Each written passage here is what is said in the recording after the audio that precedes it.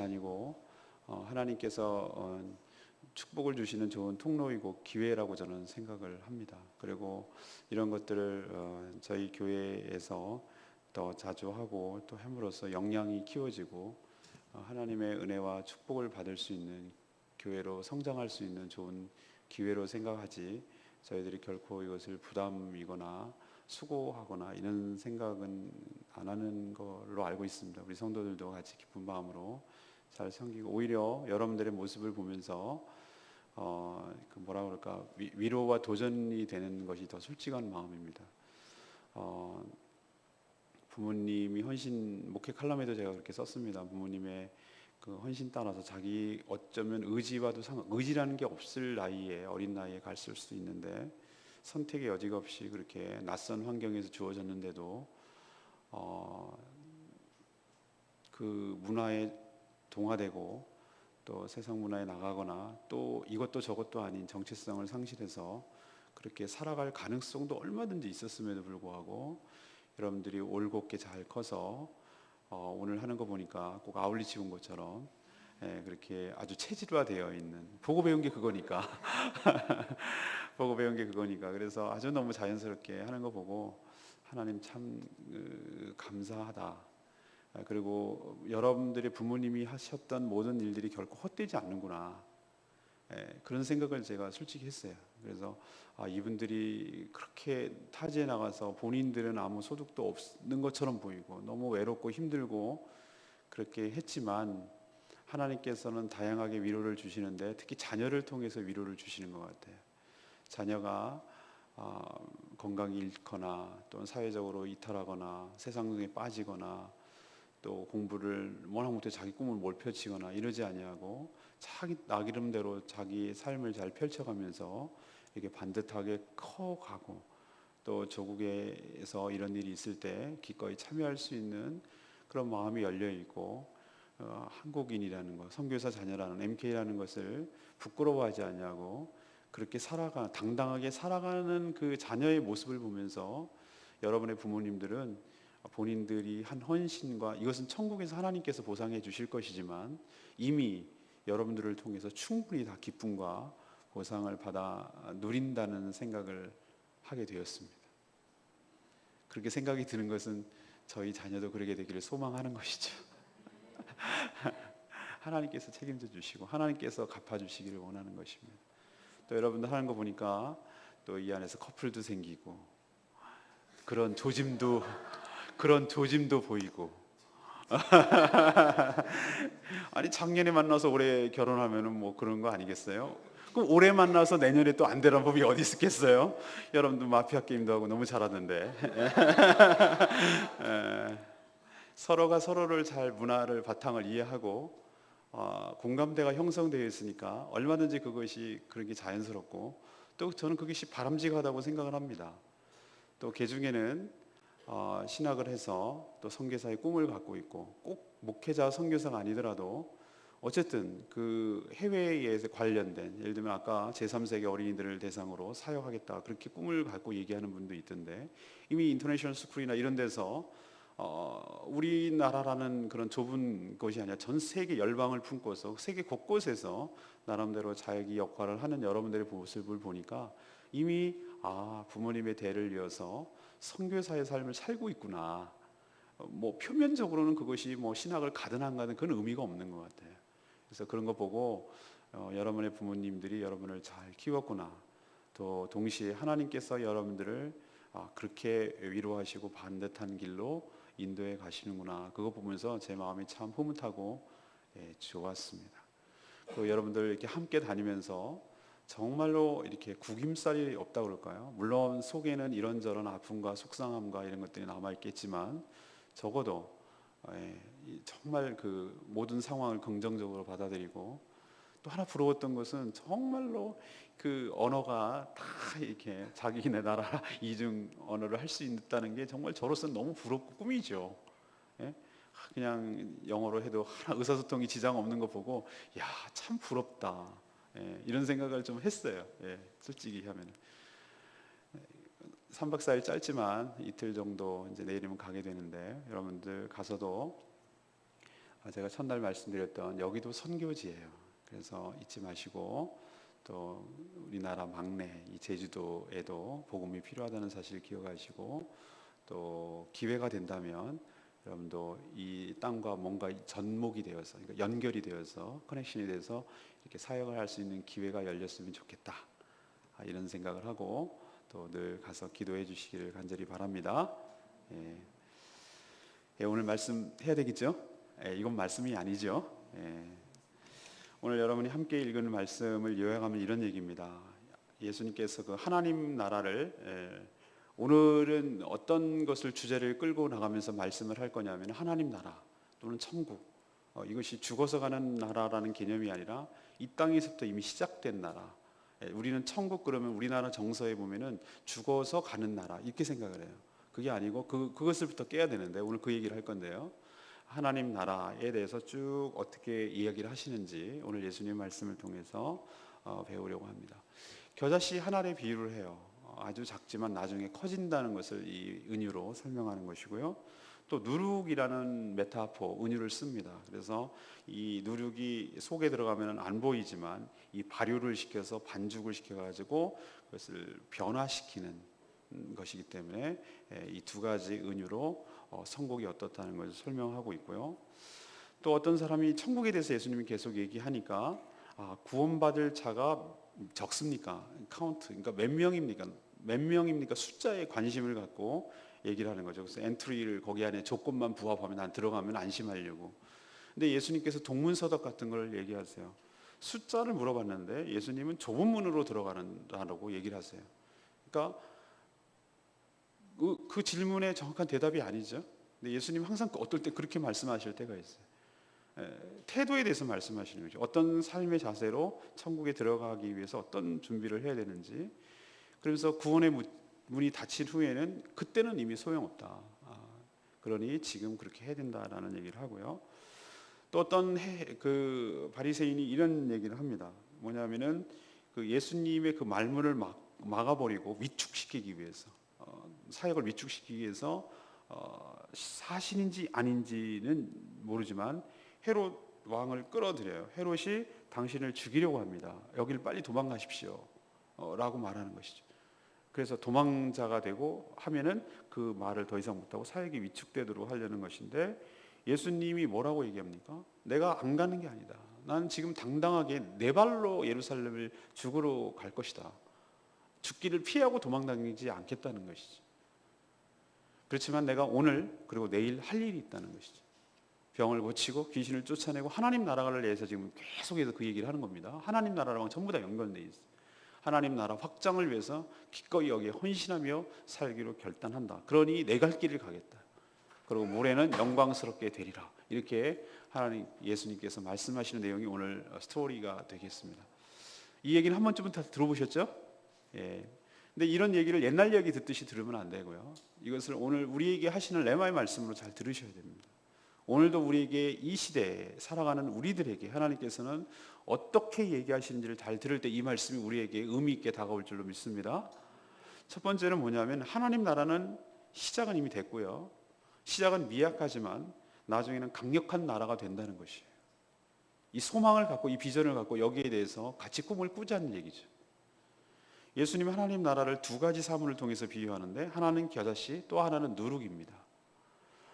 겨자씨는 저도 직접 봤어요. 여러분 보셨나요? 본 적 있나요? 네, 겨자씨는 저는 봤는데요. 여러분 깨 아시죠? 깨, 참깨, 알. 깨보다도 더 작아요.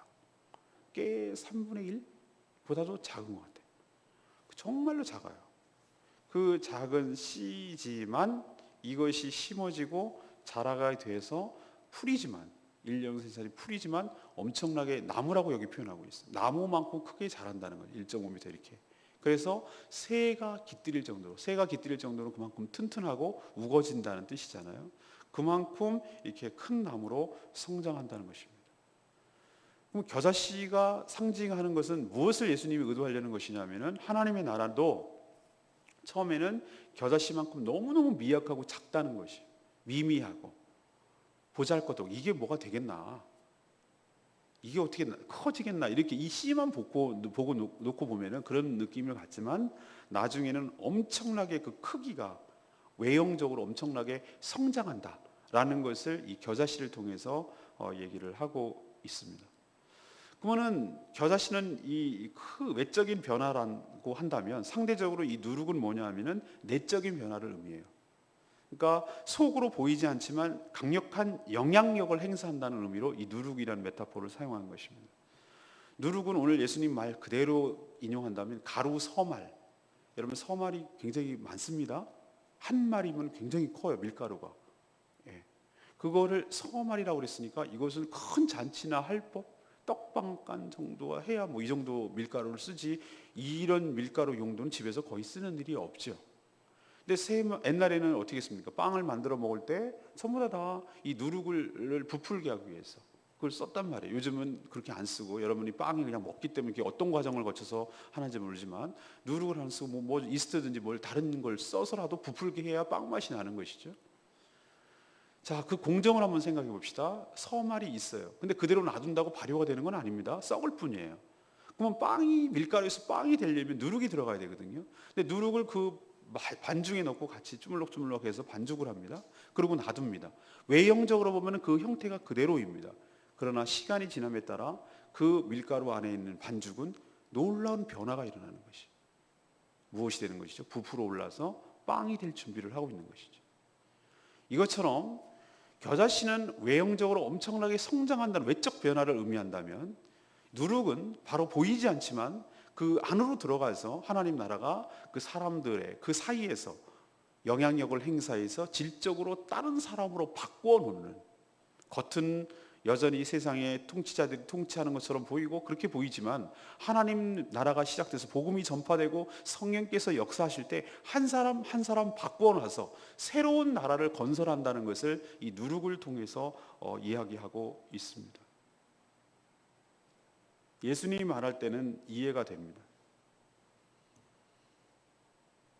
너무나 미약했고 예수님 혼자서 시작했고 시원찮아 보이는 12명의 제자, 그리고 확대된다면 70명의 제자를 하고 자기는 떠났어요. 이 사람들이 어떻게 세상을 뒤집어 놓을까 이렇게 생각했어요. 근데 여러분이 잘 아시는 대로 예수님은 떠나서, 어떻게 보면 스승이 떠나서 더 모래알처럼 흩어져 버릴 것 같던 이들이 예수님께서 약속하신 대로 오순절에 성령의 역사로, 성령의 강림하심으로 완전히 다른 사람으로 변했어요. 누룩의 효과죠. 완전히 다른 사람으로 변했어요. 그들이 목숨을 내놓고 12제자가들이 전부 다 전 세계로 나갔어요. 대부분 다 순교했어요. 베드로는 거꾸로 야사에 전해지잖아요. 거꾸로 십자가, 왜 나는 주님처럼 이렇게 달릴 자격도 없는 사람이에요. 그래서 로마에서 거꾸로 순교당하고, 도마도 그렇게 죽고, 그렇게 의심만 뜨면 도마도 죽고, 수많은 사람들이 밖으로 나가서 전 세계를 뒤집어 놓았어요. 여러분이 잘 아는 대로 사도 바울도 처음에는 핍박 앉아 있으나 예수 그리스도를 다메섹 도성에서 만나서 그도 질적으로 변화된 뒤에 1차, 2차, 3차 전도 여행을 통해서 지금의 터키, 지금의 마케도니아, 그다음 그리스, 더 나가서 저 로마까지 전 세계를 뒤집어 놓는 역사가 일어나서 지금이 이렇게 복음이 전 세계적으로 확산되어 나가며 강력한 하나님의 나라를 건설해 나가고 있는 줄로 믿습니다. 그 영향으로 우리나라도 120년, 130년 전에 복음이 들어오게 되고 그 짧은 기간에 수많은 사람들을 많이 믿는 사람들을 해놓고 전 세계에서 두 번째로 많이 선교사를 파송하는 나라로 하나님께서 우뚝 세워주신 줄로 믿습니다. 이걸 보면은 겨자씨 비유와 누룩의 비유가 맞는 것을 알 수가 있어요. 그렇죠? 외형적으로 엄청 성장했고, 물론 외형이 다는 아니지만 우리가 여러분이 100년 전에만 태어났어도 이런 혜택과 복음의 은혜를 경험할 수 없었을지도 몰라요. 제주도는 더 했어요. 완전히 복음의 불모지였어요.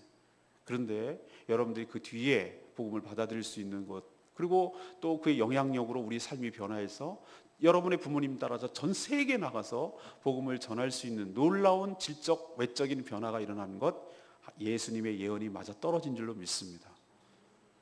우리도 역시 나가서 이 작업을 해야 되고 이 일에 동참해야 될 줄로 믿습니다.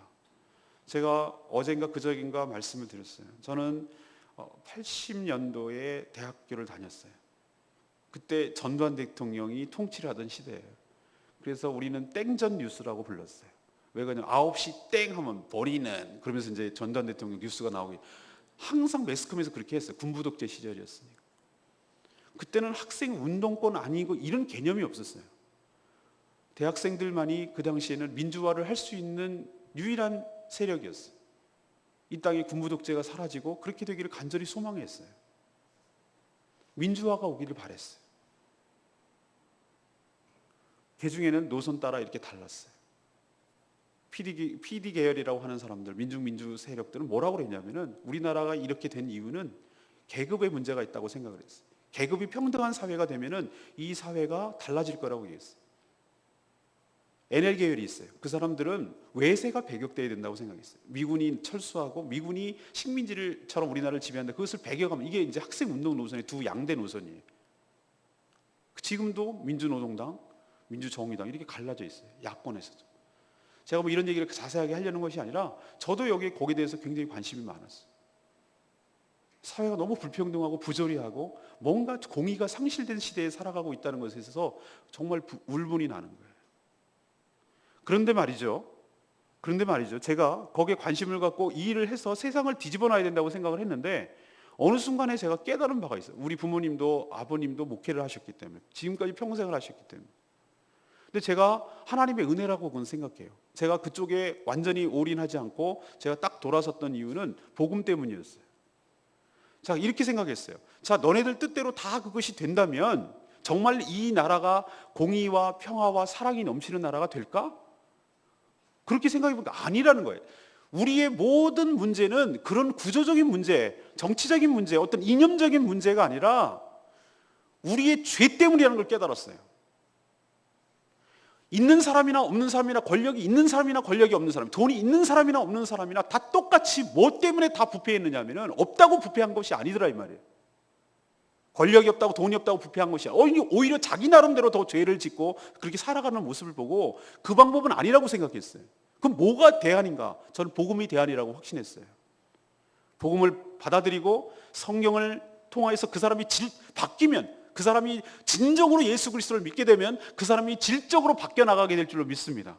한 사람 한 사람 바뀌어 나가서 그 사람이 진짜로 온전히 예수 그리스도를 믿게 될 때 이 나라와 이 사회가 바뀌어 나갈 줄로 믿습니다. 저 그걸 믿게 됐어요. 전 그래서 복음을 전하는데, 지금도 마찬가지입니다. 복음을 전할 때 단순히 우리 교인들 한 명 더 끌어올리고 더 많아지고 그렇게 해서 이걸 부흥이라고 얘기하는데 제가 착안을 해서 그런 데 목적을 두고 복음을 전하는 것이 아니에요. 예, 그런 면도 있습니다. 그러나 저는 복음을 전하는 이유, 뚜렷한 이유는 이 세상을 바꾸고 싶은 거예요. 어떤 세상으로? 하나님의 공의와 하나님의 사랑이 우리 믿는 사람을 통해서 이 땅에 실현되기를 소망합니다. 그러기 위해서는 복음이 전해야 되고, 한 사람 한 사람 복음과 성령을 통해서 이 누룩처럼 질적인 변화와 새로운 사람, 새로운 피조물로 바뀌게 될 때 겉은 그대로일지 모르지만 이 하나님 나라가 믿는 사람이 더 많아지고, 그 사람이 어느 위치에 있든지 간에, 그 사람이 정치가이든 그 사람이 비즈니스건 그 사람이 교사건 그 사람이 뭘 하는 사람인지 상관없어요. 그 분야에서, 그 자리 영역에서 안 믿는 사람이라면 이렇게 했을 것인데 믿는 그 사람이 그 자리에 있기 때문에 하나님의 공의를 실현하고 하나님의 사랑을 흘려보내는 역할을 한다면 이것이야말로 하나님 나라가 외적으로 확장하는 길인 줄로 믿습니다. 복음에 있는 대안이 없어요. 그래서 저는 복음에다 올인하기로 결정을 했어요. 그리고 지금까지 복음에다가 올인하는 겁니다. 제주도를 뒤바꾸기 위해서, 제주를 뒤집어 놓기 위해서. 지금은 5%밖에 안 되지만 언젠가는 이 모든 땅도, 모든 우상과 미신이 다 떠나가고 하나님을 예배하며 하나님께 영광을 돌리며 늘 점을 치고 늘 부적을 알고 다니고 귀신의 쩔쩔매는 그 모든 두려움과 그 압박에서 다 해방됐어요.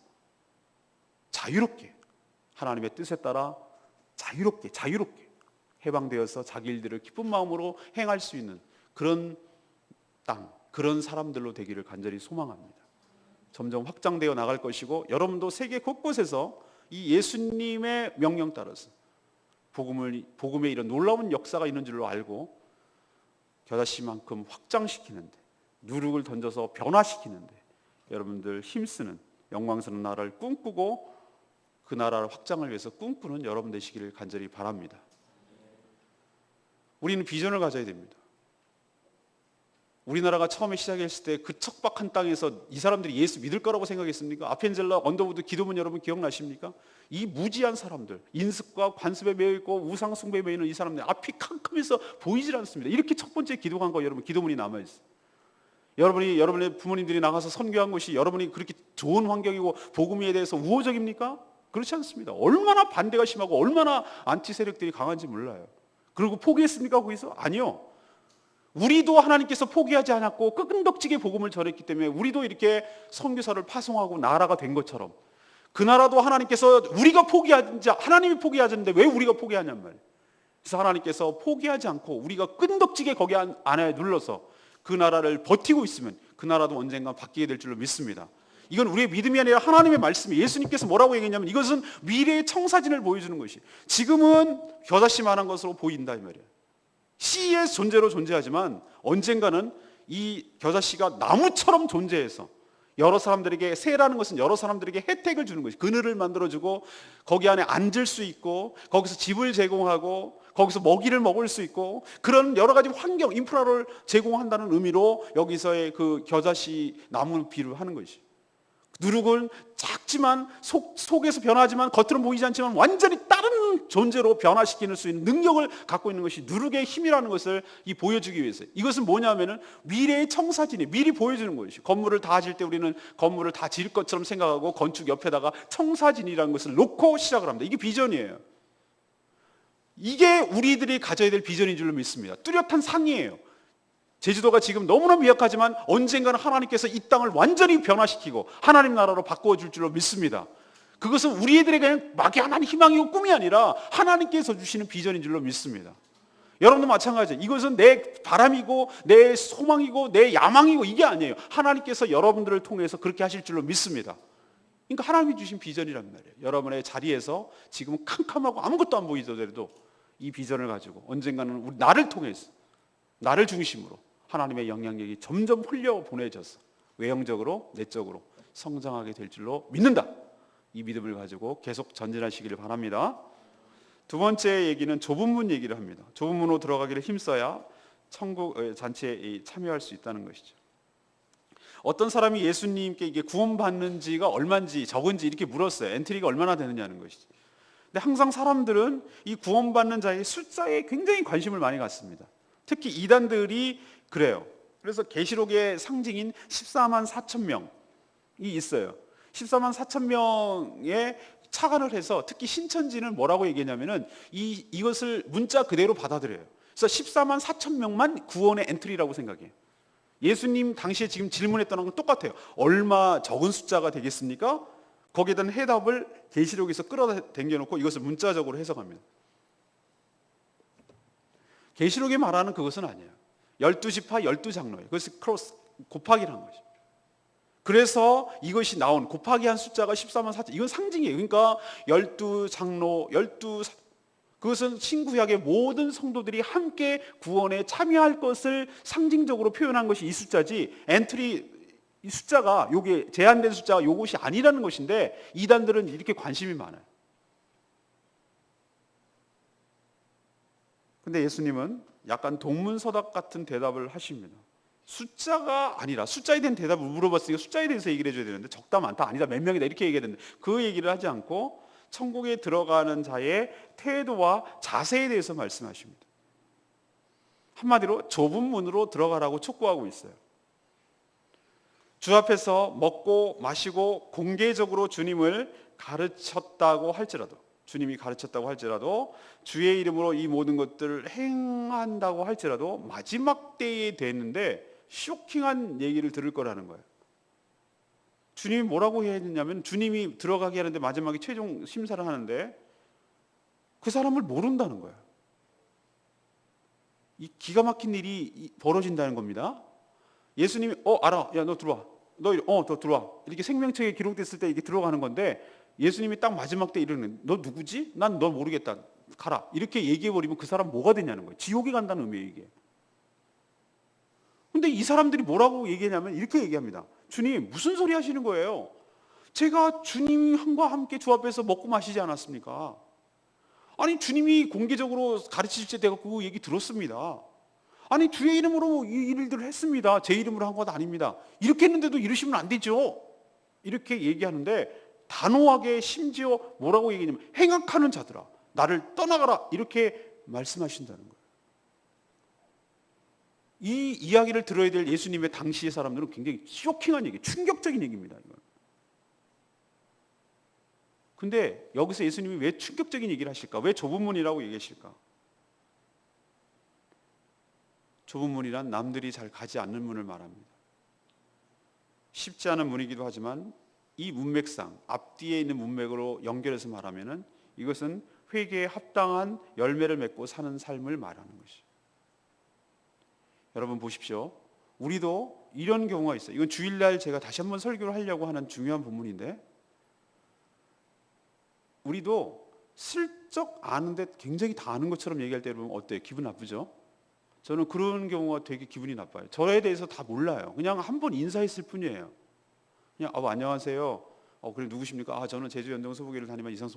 그러십니까? 그래서 나 뭐라고 그러길래 예. 그리고 인사 정도 했거든요. 근데 들리는 얘기가 그 사람이 딴 데 돌아다니면서 뭐라 그러냐면은 저에 대해서 다 내가 그 사람하고 친해. 그 목사님하고 친해. 그러면서 막 내 이름을 파는 거예요. 예를 들면 우리 교회 성도님이 아까 하는 여러분 먹은데 이제 뭐 음식점에 갔어요. 근데 이렇게 얘기하는 거예요. 이제 저 이름을 알고 어디 교회에서 있으니까 아니까 가서 이렇게 얘기해. 그러지는 않았다는 얘기예요. 그런 예를 들면 그런 거예요. 내가 이 목사님 잘합니다. 목사님 인사도 하고요. 뭐 친하게 지냅니다. 뭐 이렇게 하고 그러면서 뭐 거기서 뭐 해가지고 뭐 서비스도 더 받고 막 이러고 했다는 얘기가 나한테 들렸어. 그러면 제가 어떤 마음이 들까요? 잘했네. 내 이름 알려줘서 좋네. 이런 마음이 들까요? 아니요. 굉장히 불쾌합니다. 그거는 나랑 인격적으로 아는 거 그렇게 친한 게 아닌데 친한 척 하는 것뿐이 착각하는 것이죠. 우리도 여기서 말하는 예수님의 착각을 할 때가 많아요. 나는 당연히 나는 그 천국에 들어가는 거 맞지. 내가 빠지면 되겠어. 난 예수님 아는데 난 예수님 봤는데. 어떤 사람은 텔레비에서 우리 연예인들이 왜 자꾸 헷갈리냐면요. 우리는 텔레비에서 자주 보기 때문에 연예인들하고 자기가 친한 줄 알아요. 근데 연예인들은 우리를 모르잖아요. 저도 그런 경험 했거든요. 연예인들 봤는데 막 나는 반가운 거예요. 그 사람이 너무 익숙한 사람이 현실에서 보니까 막 반가워가지고 어머 막 그러면서 그런데 이 사람은 막 낯설어하고 당황하는 거예요. 모르니까 당연히. 우리가 이런 이상한 일들을 행할 수 있다는 거예요. 이거 우리는 웃고 넘어가지만 우리는 예수님을 다 안다고 생각해. 우리는 예수님을 위해서 일했다고 생각을 해요. 근데 정작 당사자인 예수님은 우리의 생각과 전혀 다를 때 이거는 진짜 기가 막힐 웃을 얘기가 아니라 너무너무 심각한 결론에 도달한다는 거예요. 여러분 명심하십시오. 심지어 이렇게 얘기합니다. 이 사람들. 아니 주님 앞에서 우리가 먹었지 않습니까? 주님과 함께 먹었지 않습니까? 주님과 얘기하는 거 우리가 다 들었지 않습니까? 주의 이름으로 행했습니다. 이 행악하는 자들아 나는 널 모르니 떠나가라. 사랑하는 여러분, 우리가 인격적으로 주님을 알아야 될 줄로 믿습니다. 인격적으로 안다는 것은 주님과 내가 1대1로 안다는 거고 너와 나 사이에 개인적으로 친밀하게 안다는 것을 의미해요. 이것이 없는 상태에서 내가 지식적인 알므로 안다. 성경을 통해서 안다. 그냥 막연하게 그냥 먼 제3세계에 있는 사람처럼 그렇게 아는 것은 아는 게 아니에요. 그렇게 안다고 생각할 때 나중에 엄청난 결과를 초래합니다. 이건 심각한 문제예요. 그렇게 인격적인 교감이 없고 교제가 없으면서 주의 이름으로 아무리 하면 뭐 할 건데요? 난 모른다고 그러는데 뭐라 그럴 건데요? 이때에 가면. 그리고 그냥 그렇게 피상적으로 아는 것으로 그치고 그 안다는 사람으로서 욕을 매기는 짓을 한다든지 누를 끼치는 일을 한다든지 팔고 다닌다든지 예수님 이름 팔아가지고 자기의 유익을 위해서 살아갈 때 예수님 불쾌합니다. 좁은 문으로 들어가는 거 여러분 막연하게 생각하죠? 저는 이렇게 얘기합니다.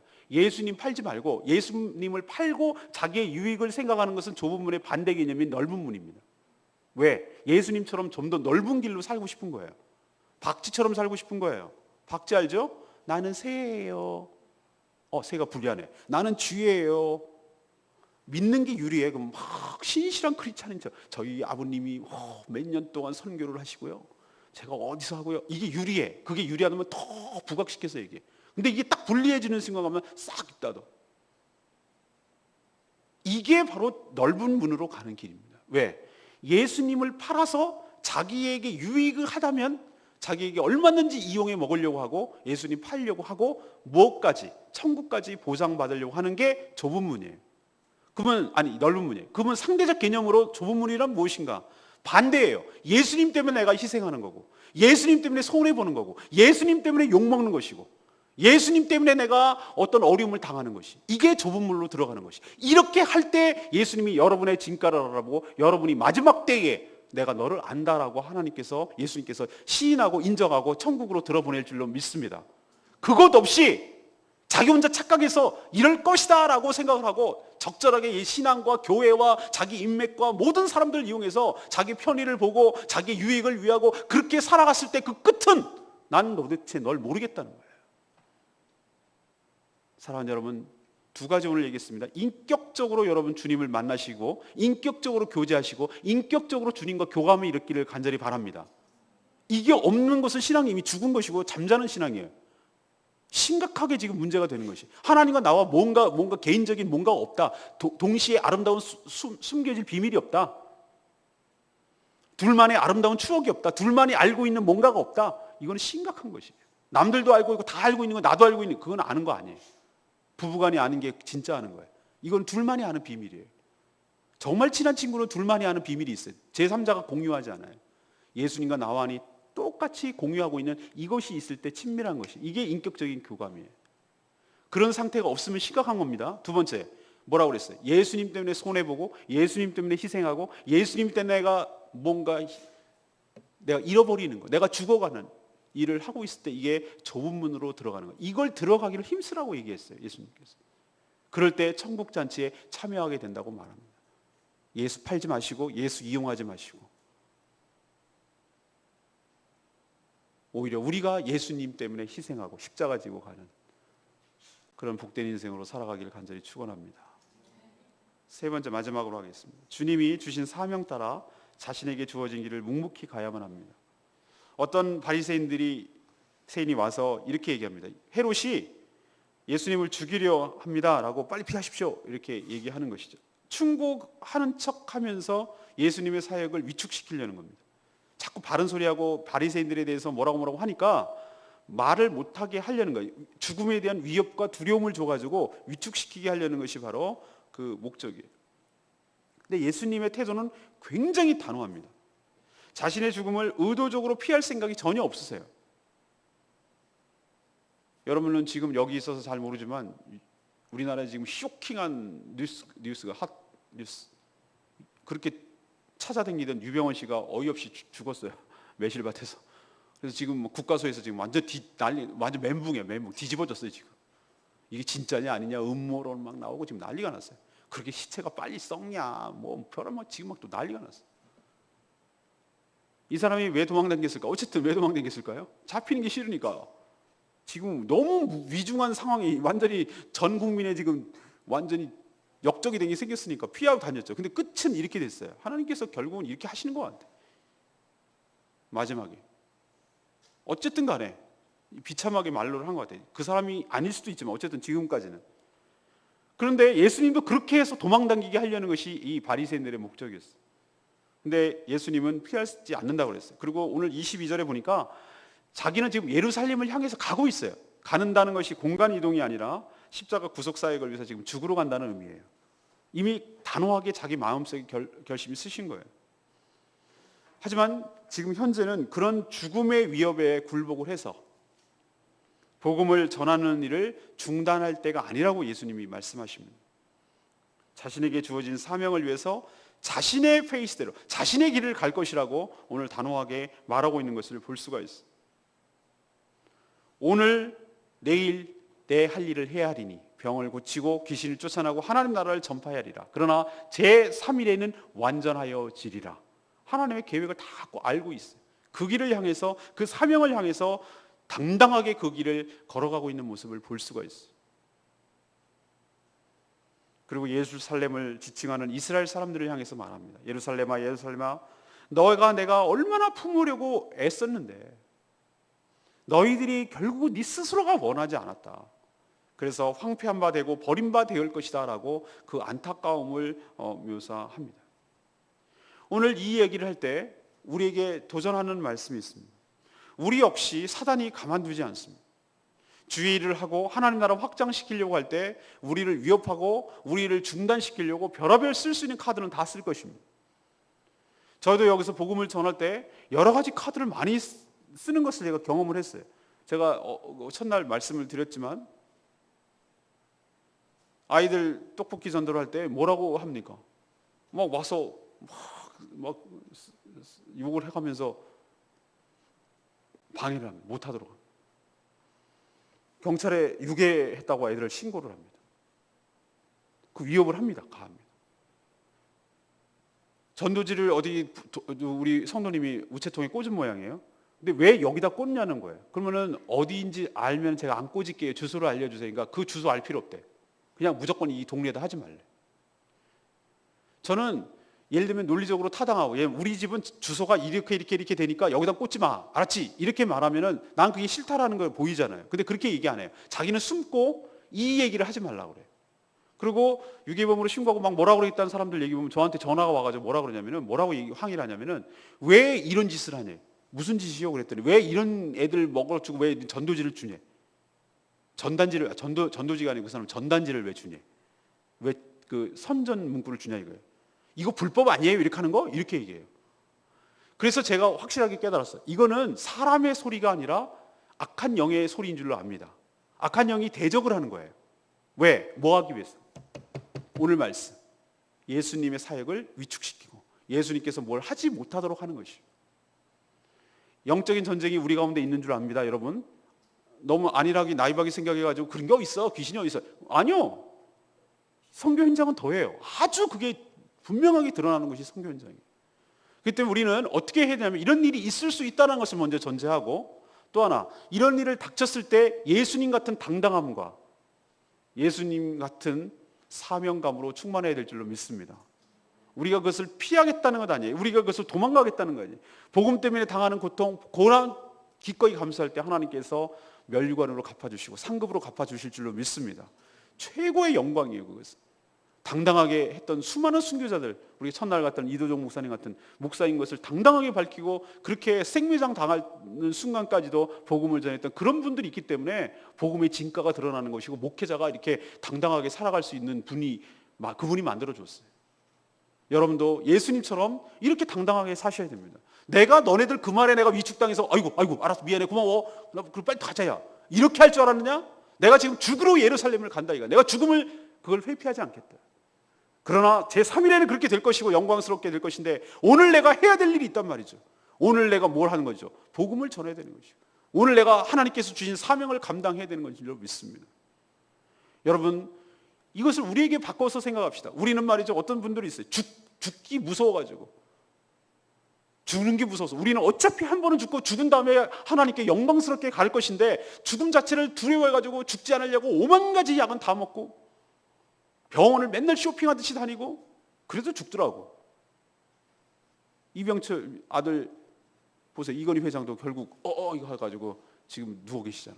눈만 껌뻑껌뻑 하시고 가요.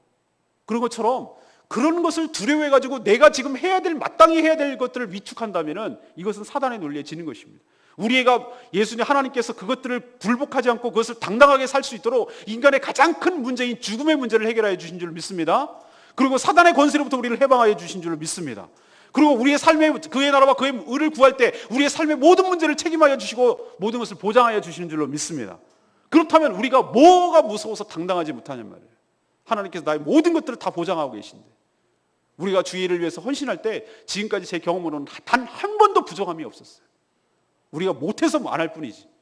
어떤 일을 시작할 때 하나님께서 채워주시고, 어떤 일을 행할 때 하나님께서 공급하여 주시고, 끊임없이 공급되는 그 놀라운 것은 이건 하나님의 은혜와 하나님의 주권과 하나님의 약속으로밖에 설명이 안 되는 일이, 세상 사람들이 이해 못하는 일들이에요.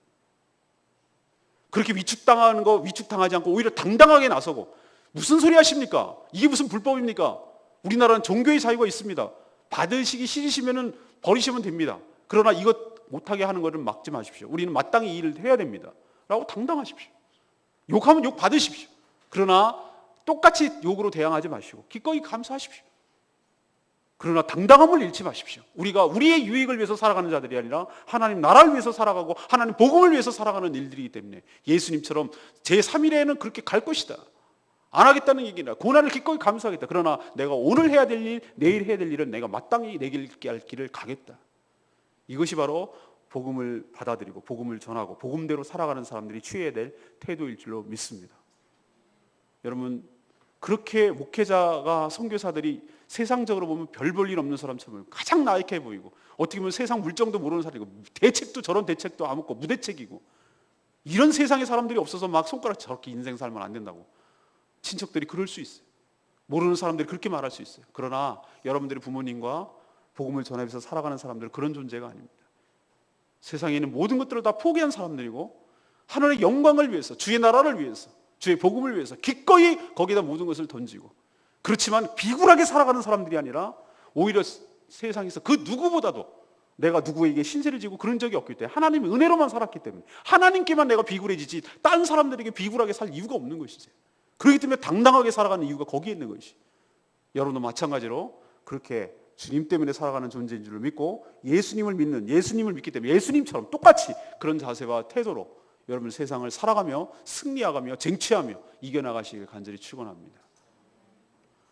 오늘 저는 레마의 말씀 30절에 저에게 주신 말씀, 나중된 자라도 대로서 먼저 될 자도 있고 먼저 된 자로서 나중될 자도 있느니라. 이건 다분히 유대인들을 두고 한 말씀이죠. 자신들은 당연히 천국 잔치에 참여할 것으로 알고 철석같이 믿었는데 찬물을 껴는 말씀이죠. 나중된 자라는 것은 뭐죠? 그들이 전혀 생각지도 못해요. 나중 예수를 믿었던 자들이 이방인들을 의미하는 것이죠. 이제 나중에 된 자가 먼저 된다는 거예요. 이들이 오히려 동서남북에서 와가지고 이 천국 잔치에 참여하는 거예요. 자기들은 못하고 있는데. 우리들도 여러분 조심하고 그럴 수 있다는 거 여러분 기억하십시오. 저같이 여러분처럼 모태 신앙들 있잖아요. 모태가 저는 이것도 못하고요, 저것도 못하고요, 이것도 못하고, 그래서 모태 같아. 신앙은 라이센스 아닙니다.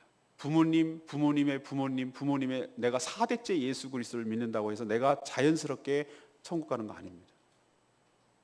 저도 3대째 예수를 믿어요. 저희 할아버지, 저희 아버지 목회자, 저 3대째 예수 믿어요. 그렇다고 해서 자동적으로 조정되는 건 아니에요. 여러분 명심하십시오. 나중된 자가 먼저 되고 먼저 된 자가 나중될 수 있습니다. 여러분이 마치 그냥 선교사 자녀이기 때문에 당연히 나는 이렇게 모든 것을 이렇게 한다, 이거 천만의 말씀이에요. 아까도 말했지만 여러분이 신앙은 개인적 1대1의 관계, 주님과 인격적으로 만나야 되고 주님께 여러분이 각자의 사명을 받아야 되고 그 사명대로 당당하게 살아갈 때 여러분이 예수 그리스도와 여러분에게 의미 있는 삶을 사는 것이지, 여러분의 조상들이 어쩌 했다는 거 아무 소용없어요. 내가 선교지에서 뭐뭐 했다는 거 아무 소용없어요. 여러분의 지금 현재의 삶이 중요하신 것이고, 과거에 왕년에 뭐 했다는 거 아무 소용없어요. 왕년 얘기하지 마세요. 신앙은 왕년 없어요. 현재가 중요해요. 내가 현재 지금 어떤 상태로 어떤 관계성 속에서 살아가느냐가 중요하지 왕년 얘기하지도 마세요. 과거에 파먹고 사는 사람들은 이미 신앙이 병들었다는 증거예요. 내가 현재 충만하고 내가 현재 주님과 깊은 교제에 있으면 왕년 얘기할 틈이 없어요. 지금이 더 좋은데요, 옛날보다? 오히려 옛날이 더 부끄러운 삶을 살 수도 있는데 지금 현재가 좋다면, 그러니 지금 현재에 충실하시고 현재에 잘 감당하시는 저와 여러분들이 되길 바랍니다. 오늘 3가지 말씀드렸습니다. 하나님 나라는 어떤 것이라고요? 시작은 미약하지만 나중에 강력한 나라가 된다. 겨자씨 비유, 누룩 비유. 외적인 성장, 내적인 성장. 이 2가지 비유하시고 이 비전을 우리도 품게 되기를 바랍니다. 여러분이 밟고 있는 땅이 미약해. 캄보디아 가니까 기가 막히더라고. 우리나라 100년 전 모습 같아요. 그렇지만 내가 그 학생들에게 집회 설교하면서 이런 얘기를 했어요. 100년 전의 모습이 당신네 나라랑 우리나라랑 똑같았다. 근데 지금 우리는 당신들 지금 우리나라 오고 싶지? 여기 초청했어요. 오라고 그랬어. 청년들 무비자로 오니까 그냥 비행기만 하고 오라고 내가 다 먹여준다고 그랬어. 그렇게 약속했어요. 그 친구들한테 쩌옥내 교회 가가지고. 근데 소망을 주는 거예요. 그랬더니 이분들이 눈이 반짝반짝하는 거예요. 여러분이 아브라함이 되라고 그랬어요. 여러분이 남의 나라 한국 부러워하지 말고 여러분부터 아브라함이 되십시오. 그러면 여러분의 나라도 언젠가는, 지금은 이렇게 작지만 언젠가는 여러분의 나라 캄보디아도 바뀌어져서 불교 나라가 아니라 기독교 나라가 될 줄로 믿습니다.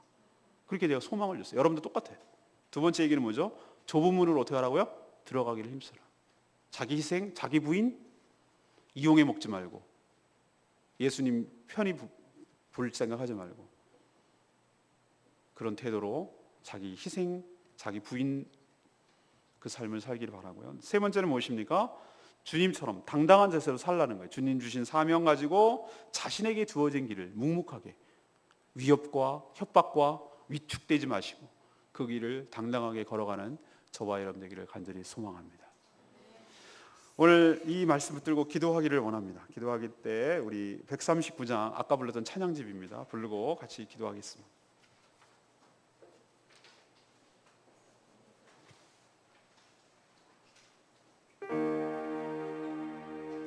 두 손 들고 찬양합니다. 다시 오실 왕 여호와께. 우리 139장 그렇습니다. 다시 오실 왕 여호와께 오직 주만이 우리를 다스립니다.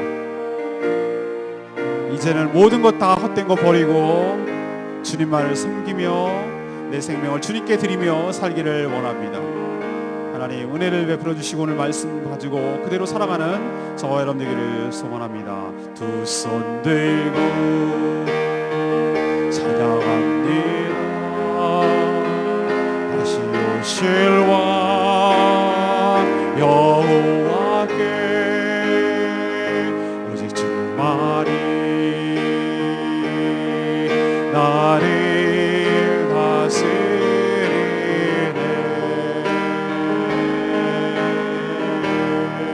나 주님만을 섬기리. 헛된 마음 버리고 성령이여 내 영혼 충만하게 하소서. 주님 앞에 내세워 드리리라. 나 주님만을 섬기리. 나 주님만을 예 그렇게 하겠습니다. 주님 헛된 마음 버리고 성령이여 내 영혼 충만하게 하소서. 주님 앞에 내세워 드리라.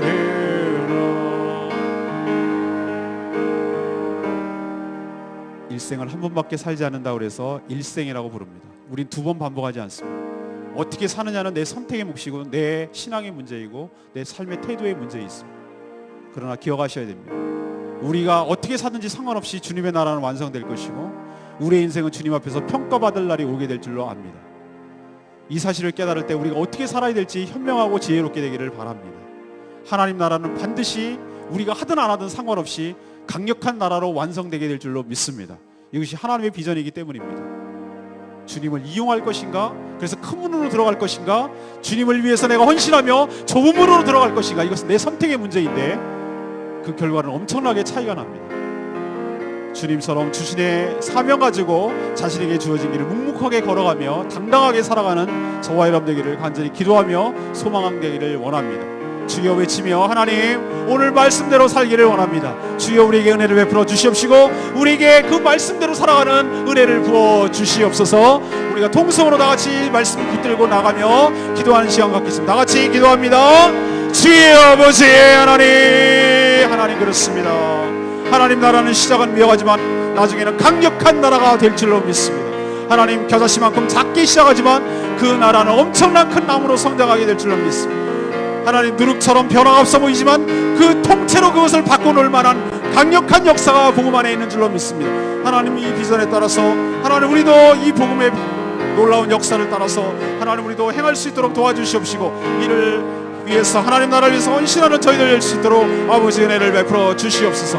하나님 좁은 문으로 들어가기를 힘쓰라고 하신 말씀 하나님 명심하기를 원합니다. 하나님 사람들은 정말로 넓은 길로 가기를 원합니다. 넓은 문으로 가기를 원합니다. 예수님 팔아서 교회 팔아서 성도 팔아서 자기의 신앙 팔아서 자기의 유익을 위해서 살아가려는 세상입니다. 하나님 우리는 반대로 살게 하여 주시옵소서. 예수님 때문에 고난받게 하여 주시고 예수님 때문에 어려운 일 당하게 하시고 예수님 때문에 욕먹게 하시고 예수님 때문에 손해보게 하시고 예수님 때문에 제가 어려움을 겪게 하여 주시옵소서. 하나님, 그래서 기쁜 마음으로 천국잔치에 참여할 수 있도록 은혜를 부어 주시옵소서. 하나님, 우리도 주님처럼 당당하게 살기를 바랍니다. 하나님, 악한 영의 위협에 하나님 굴복하지 않게 하여 주시옵시고, 하나님 위협한다고 해서 거기에 넘어가지 않게 하여 주시옵시고, 성령께서 우리와 함께 하시고 하나님이 함께 하여 주심을 기억하며 하나님, 우리도 오늘 할 일을 당당하게 해내게 하여 주시옵시고, 내일을 향하게 하여 주시옵시고, 지금을 두려워하지 않게 하여 주시고, 고난을 두려워하지 않게 하여 주시옵시고, 우리의 맡겨진 사명을 온전히 감당하게 하여 주시고, 복음만이 이 세상의 희망이며 복음만이 이 땅을 바꿀 수 있는 유일한 하나님의 지혜임을 기억하게 하여 주시옵시고, 복음에 올인하게 하여 주시옵시고, 복음 때문에 헌신하며 복음 때문에 모든 삶을 바칠 수 있도록 우리들에게 은혜를 더하여 주시옵소서. 우리가 먼저 된 자라고 살아가지 않게 하여 주시옵시고, 나중 된 자가 먼저 될 수 있음을 기억하게 하여 주시옵시고, 우리도 두렵고 떨리는 마음으로 나 자신의 현재의 상태를 살피게 하여 주시옵시고, 주님의 은혜로 살아가는 복된 인생 다 되도록 하나님 축복하여 주시옵소서. 우리에게 은혜를 베풀어 주시며 하나님 큰 은혜를 베풀어 주시고, 오늘도 말씀 주시고 그 말씀대로 살아가게 하여 주실 줄 믿습니다. 나 주님만을 섬기네. 헛된 마음 버리고 성령이여 내 영혼 충만하게 하소서. 주님 앞에 내 생명 드리리라.